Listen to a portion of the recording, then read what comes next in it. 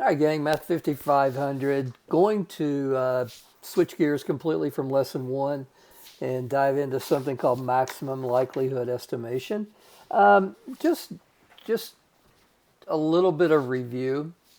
Um, Make sure I'm still recording. I don't know what's going on. You see these black dots up there? I have no idea why they are there. And I tried to get it off, but I can't. And well, I want to put this video up today, and so we're just going to go for it. Okay. Uh, First of all, I touched on this a little bit in a previous video, but I think it needs to be expanded on even more. So, statistics is really in the business of examining the relationship between samples and population. And it depends on the direction that we look at. If we look at this direction where we start out with a population that is known and work with a sample that is unknown, I'll tell you what, I don't like the clarity of that. Let's see if I can make this, sorry about that. See if I can make the focus a little better. I may make it worse. But anyway, if the population is known and the sample is unknown, well, the branch of mathematics that we use is called probability. So in other words, we draw a population at random. I'm sorry, we draw a sample at random from a given population. Using probability, we can determine the likelihood of getting a particular sample. For example, let's take a standard deck of cards being our population. You know, aces and kings and queens and jacks and hearts and all that. So we know what the 52 cards look like. We can determine the probability of getting a card selected at random that we don't know we're going to get, again, because it's selected at random, using probability.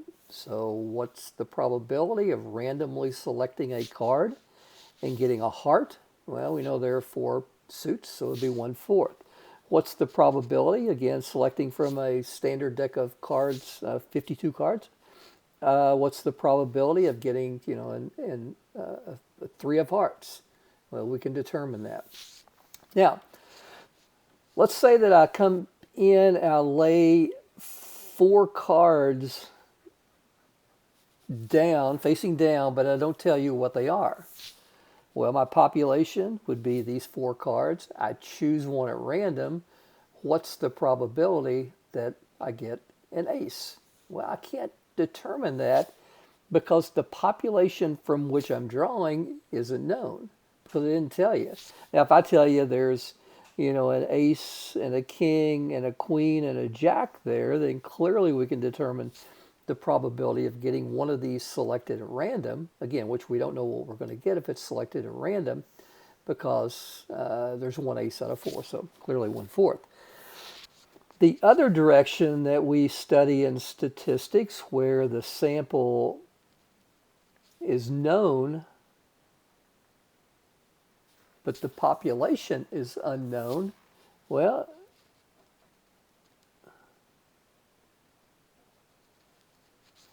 we call this inference.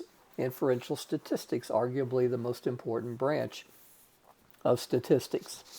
So, in the previous presidential election, people wanted to know what percentage of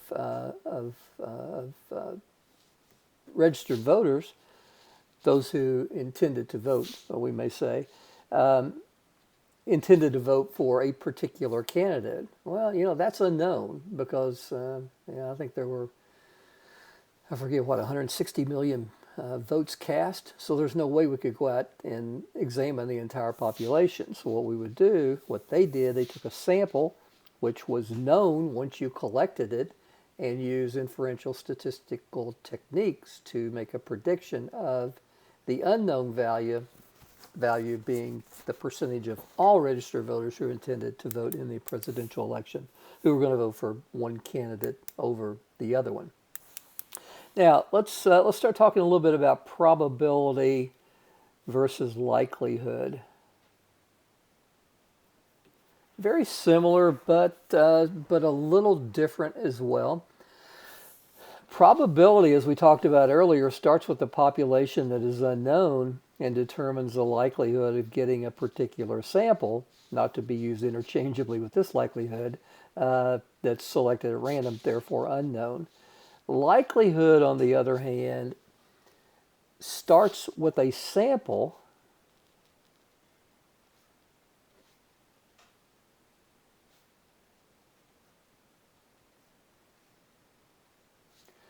and determines the likelihood that this sample came from a particular distribution with a specified parameter. Um,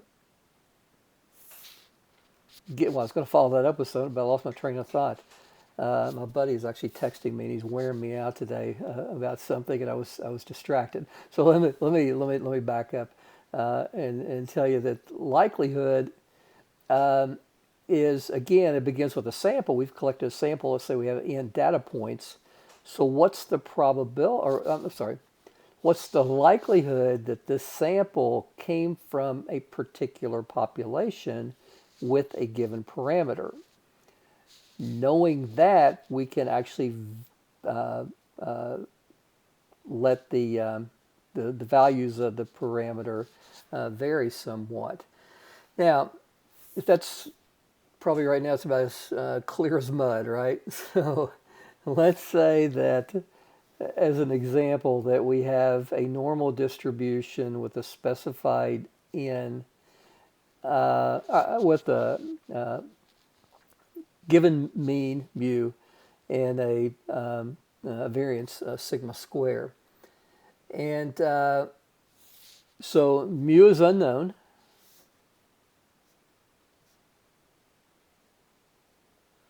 And let's just say for this that sigma squared is equal to 16. So the variance is 16. The population standard deviation is equal to 4. Again, it starts with collecting data. So let's say that we collected the following data.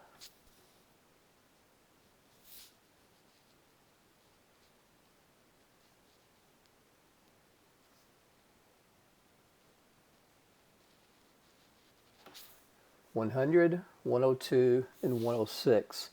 The way likelihood works is we can find the likelihood given a value of the parameter of, I should say, the likelihood of P given our data. So in other words, what's the likelihood that our mean value is equal to 101 given our particular data that we collected? So in other words, again, contrasting this with probability, we are given the value from what I talked about before. We can't determine the likelihood of getting a random sample unless we know the value of the population parameters. Likelihood begins with data and then determines the likelihood that this data came from a particular distribution given varying values of the parameters. So let's move into an example. I want to start out first of all with an example just using a discrete probability distribution.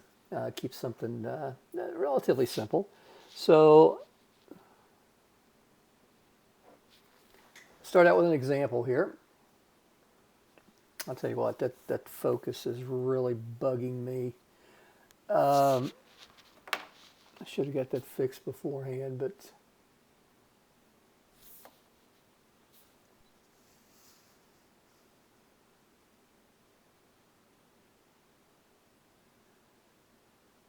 I don't know if it's bugging me, it's probably bugging you.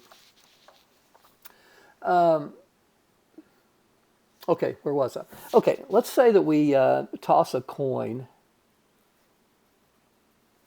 n equal 100 times, and we want to focus on number of heads that show up. And let's say that we, again, collect our data. In other words, we're going to sit there and toss a coin 100 times, and we observe that we have, I don't know, 45 heads and 55 tails. So we assume that our coin is fair. We don't know that, right? Again, in the arena of probability, if we're assuming a fair coin, then we would assume P is equal to 0.5. 0.5 probability of getting a head, therefore 0.5 probability of getting a tail. But let's say that we have suspicion here. We don't know if our coin is fair or not. But we can assume 0.50. So what we want to do here is we want to do the likelihood that the probability is 0.50. Again, we're making an assumption. We're creating the likelihood that the probability is 0.50 given the data that we have collected. Well, the likelihood in this situation would use the probability function, and we know that we can calculate using 100 choose what did I say, 45. Probability 0.5 raised to the 45th power, and then 1 minus 0.5 raised to the 55th power. Guys, I'm going to grab my handy dandy calculator here, put this in real quickly. If you're working along with me, you can just get your, you can go to math and then go over to probability and go down to the third one, you'll get in choose R. So when I put this in my calculator, I get 0.0485. All right. So I could go ahead and just start keeping kind of a running count here. And I can say if P is equal to 0.5, then the likelihood is 0.0485. Now I could very, very, very quickly, no, wait a minute.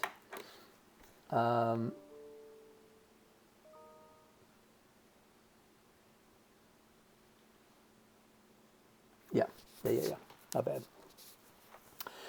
Now, let's say someone else proposes that since the number of heads is smaller than 50.5, that the probability could be 0.48. Now you would think that the likelihood would go up since we're moving this toward 0.45, right?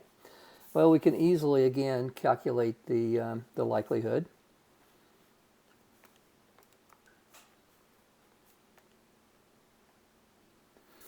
And I get 0.0668. So just as we expected, just as I expected, we could, the likelihood went up because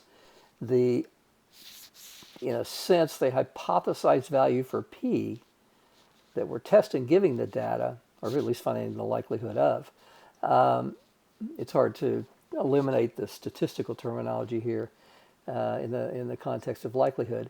Well, from there, we know that in general, for a binomial